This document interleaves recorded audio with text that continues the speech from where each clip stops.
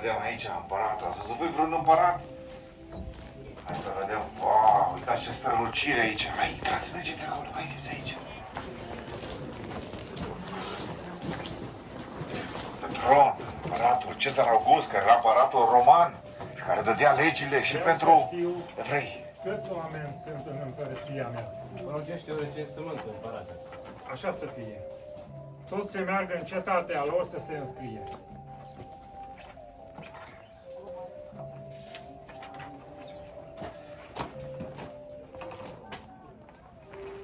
Și s-a dat o lege ca fiecare să meargă de unde s-a născut el. Cine era din Oradea să meargă de Oradea. Cine e din... De unde mai sunteți, în afară de Oradea? Cum? Râpa, așa. Voi, Oradea, așa. Vaslui, de aproape de tine. Și Iosif și Maria și-au vrut să intre în Betleem. Și în timp ce au vrut să intre în Betleem, Dați taxă! suntem pe vremea romanilor, v-am zis să vă luați bani, v-ați luat bani. Unde mergi? Nu-i voie, nu-i voie. Așa? Aici în piață, să vedem ce găsim în piață.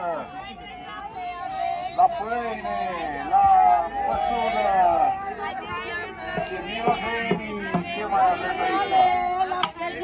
Dar voi nu mai aveți bani, așa-i?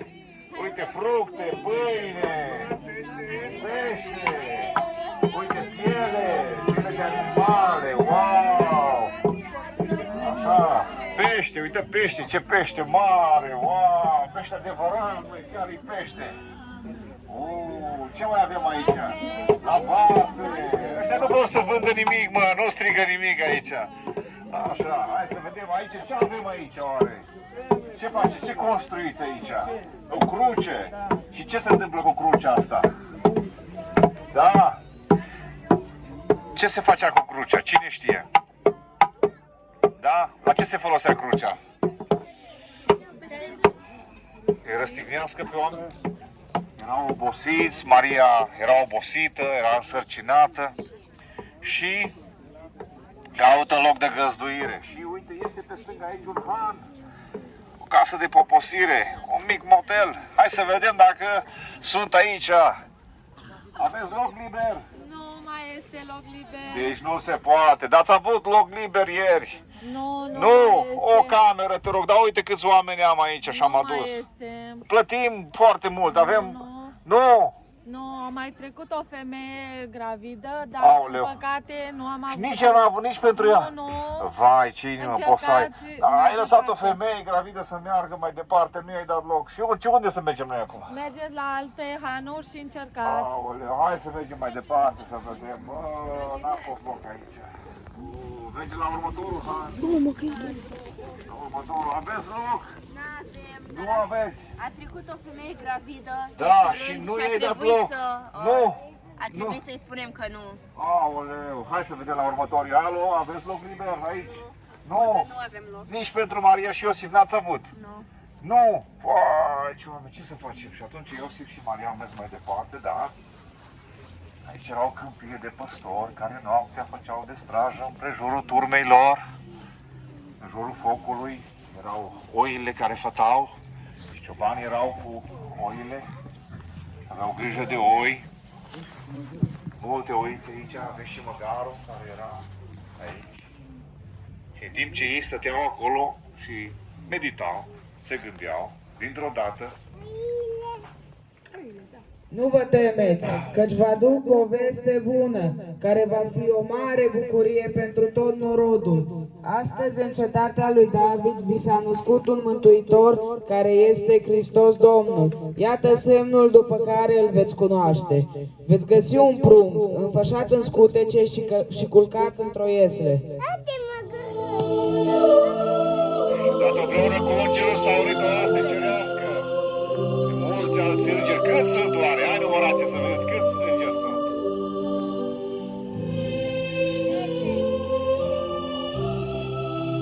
Slavă lui Dumnezeu în locurile cerești, pace pe pământ între cei plăcuți lui.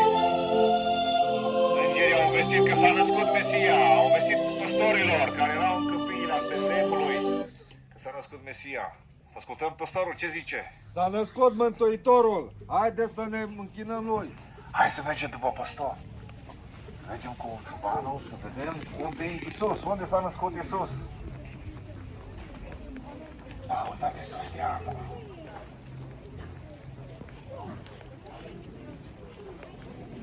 Haide să vedem unde s-a născut Mântuitorul.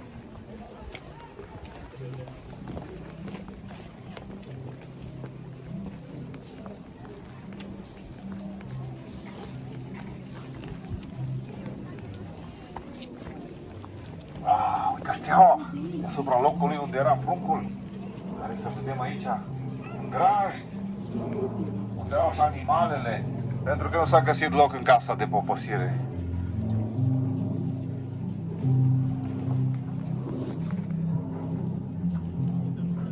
Și aici s-a născut Domnul, uitați măgărușul, avem acolo, haideți mai aproape. Da, ați venit să-L căutați pe Iisus, însă adevărul este că El a venit să vă caute mai întâi. El a venit să caute și să mântuiască ce era pierdut.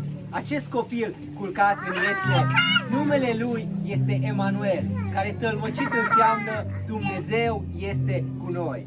Dumnezeul cerului, Dumnezeu care a creat cerul și pământul, a venit în creație, s-a coborât în creație, s-a născut, a trăit o viață perfectă, fără de păcat și a murit pentru păcatele noastre. Asta înseamnă Dumnezeu este cu noi. Păcatul ne desparte de Dumnezeu, însă Dumnezeu n-a vrut să lase lucrurile în acest fel. De aceea L-a trimis pe Fiul Său ca să moară pentru păcatele noastre. Fiindcă atât de mult a iubit Dumnezeu lumea, că a dat pe singurul Său Fiu, pentru ca oricine crede în El să nu piară, ci să aibă viață veșnică. În această seară ați găsit ieslea, însă vă rog să nu plecați de aici până nu-L găsiți pe Emanuel, pe acest Dumnezeu care este cu noi. Îl puteți primi în inimile dumneavoastră și îl puteți ruga să intre în inimile dumneavoastră, să vă ierte păcatele și să rămână cu voi. Vă mulțumim că ați venit și vă dorim sărbători binecuvântate. Amin. Amin. Haideți să-i aplaudăm. Asta a fost povestea Crăciunului, dar este o poveste adevărată.